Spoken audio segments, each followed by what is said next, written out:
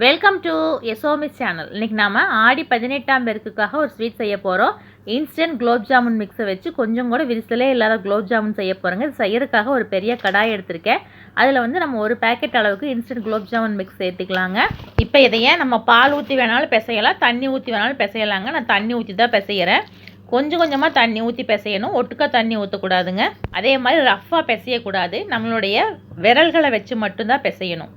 பாருங்கள், கையில் இந்த மாதிரி பிசு பிசுன்னு ஒட்டுற மாதிரி பிசையணும். உள்ளங்கையில் கொஞ்சம் கூட ஆகவே இல்லை பாருங்கள், விரல்கள் மட்டும்தான் வச்சு நான் பிசைஞ்சிருக்கேன். இது ரொம்ப போட்டு அழுத்தவெல்லாம் கூடாதுங்க, இப்படியே மூடி வச்சிடலாம். ஊறட்டுங்க, அதுக்குள்ளே நம்ம ஜீரா காய்ச்சிக்கலாம். இது 1/4 படி டம்ளரில் 1.5 டம்ளர் அளவுக்கு போட்டிங்கன்னா ஒரு பேக்கெட்டுக்கு சரியாக இருக்கும். அதாவது 1/2 கிலோ விட கொஞ்சம் அதிகம், 1/2 கிலோ போடலாம், அல்லது 1/2 கிலோ விட கொஞ்சம் அதிகமாக போடலாங்க. அவங்க வந்து 900 கிராம் போட்டிருப்பாங்க. அவ்வளோ போட்டால் ஜீரா வேஸ்ட் ஆகிடும். நான் 1.5 டம்ளர் அளவுக்கு போடுறேன் பாருங்கள். எந்த அளவுக்கு சர்க்கரை போடுறோமோ அதே அளவுக்கு தண்ணி ஊற்றணுங்க. இப்போ 1.5 டம்ளர் அளவுக்கு தண்ணி ஊற்றிக்கலாங்க. இந்த சர்க்கரை பார்க்கும்போது வெள்ளையாக இருந்தது, தண்ணி ஊற்றினதே பாருங்கள் கலர் மாறுது, சர்க்கரையில் அழுக்கு இருக்குது. இப்போ முதல்ல இது கொதிக்கட்டுங்க. கொதிக்கும் போது பால் விட்டோம்னா அந்த அழுக்கெல்லாம் ஒதுங்கி வந்துடும். இப்போ இது கொதிக்கட்டும், அதுக்குள்ளே நம்ம பிசைஞ்சு வச்ச மாவை பார்த்துக்கலாங்க. இங்கே பாருங்கள், மாவு நம்ம பிசையும் போது மைதா மாவு மாதிரி கையிலெல்லாம் ஒட்டுச்சு இல்லைங்களா? இப்போ எப்படி சாஃப்டாக இருக்குதுன்னு பாருங்கள், எடுத்து காட்டுறேன் பாருங்கள். எப்படி ஃப்ளஃபியாக இருக்குதுன்னு பாருங்கள், உள்ளே எல்லாம் அப்படியே ஹோல்ஸ் தெரியுது பாருங்கள். இந்த மாதிரி இருக்கணும். இதை போட்டு ரொம்ப போட்டு அழுத்தக்கூடாது, அப்படியே மாவை திருப்பி போட்டுடணும். அப்படியே திருப்பி போட்டு அதை எடுத்து அப்படியே உருண்டை பிடிச்சிக்கலாங்க. நம்ம போட்டு பிசையக்கூடாது. இப்போ நம்ம உருண்டை பிடிச்சி அளவான உருண்டையாக பிடிச்சிக்கணும்.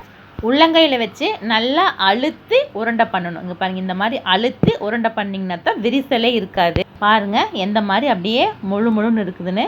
இதே மாதிரி எல்லா உருண்டையும் பிடிச்சி எடுத்துக்கலாங்க. இப்போ எல்லா உருண்டைகளையும் பிடிச்சி எடுத்து இந்த பக்கம் ஜீரா கொதிச்சுட்டு இருக்குதுங்க. இப்போ இதில் இருக்கிற அழுக்கு எடுக்கிறதுக்காக நான் ஒரு 2 ஸ்பூன் அளவுக்கு பால் விடுறேன். இப்போ இது கொதிக்க கொதிக்க சைடில் பார்த்தீங்கன்னா அழுக்கெல்லாம் அப்படியே தனியாக வந்து நின்றுக்கும். அதை அப்படியே கரண்டி வச்சு எடுத்துடலாம். இப்போ பாருங்கள், ஜீரா நல்லா தெளிவாக இருக்குது. இனி உருண்டைகளை பொரிச்சுக்கலாங்க. அதுக்காக கடாயை வச்சு எண்ணெய் விட்டுக்கலாம். நான் எண்ணெய் வந்து குறைவாக தான் ஊற்றுறேங்க. இப்போ இதில் ஒரு 1/2 ஸ்பூன் அளவுக்கு நெய் விட்டுக்கலாம். இப்போ உருண்டைகள் இதில் பொரிக்கும் போது நெய் மணத்தோட சூப்பராக இருக்குங்க. எண்ணெய் காஞ்சிருச்சுங்க, ஒவ்வொரு உருண்டைகளாக சேர்த்துக்கலாம். ஒரு 6-7 உருண்டைகள் வரைக்கும் சேர்த்துக்கலாங்க. அடுப்பு மீடியம் ஃப்ளேமில் இருக்கட்டும். ஒரு பக்கம் சிவக்க வரைக்கும் கரண்டி விட வேண்டாம். லேசாக சிவந்ததுக்கப்புறம் அப்புறம் அப்படியே கரண்டி விட்டு திருப்பி விடலாங்க. அப்போ தான் எல்லா பக்கமும் ஒரே கலர் வரும். பாருங்கள், சிவந்துருச்சு. ஆனால் இது பார்க்குறதுக்கு இந்த கலர் நல்லாயிருக்கும். ஆனால் இன்னும் கொஞ்சம் கலர் மாறணும். இந்த கலரில் எடுத்தோம்னா சென்டரில் மட்டும் வேகாமல் அப்படியே மாவு இருக்கிற மாதிரி இருக்குங்க. பாருங்கள், நல்ல கலர் மாறிடுச்சு. இந்த கலரில் எடுத்தால் தான் சூப்பராக. இதை இப்படியே எடுத்து ஜீராக்குள்ளே போடக்கூடாது. இதை வந்து நம்ம ஒரு பிளேட்டில் தனியாக எடுத்து வச்சுக்கணுங்க. இது இப்படியே இருக்கட்டுங்க. நீ அடுத்த செட்டு உருண்டைகளை போட்டுக்கலாம்.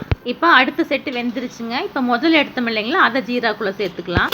இதே மாதிரி பொரிச்சு எடுத்து ஒவ்வொரு செட்டாக நம்ம ஜீராக்குள்ளே சேர்த்துக்கலாங்க. அவ்வளோதாங்க, எல்லாத்தையும் ஜீராக்குள்ளே சேர்த்தியாச்சு. இது ஒரு 2-3 மணி நேரம் ஊறட்டும். 3 மணி நேரம் ஊறிடுச்சுங்க. உங்களுக்கு நான் எடுத்து காட்டுறேன் பாருங்கள்.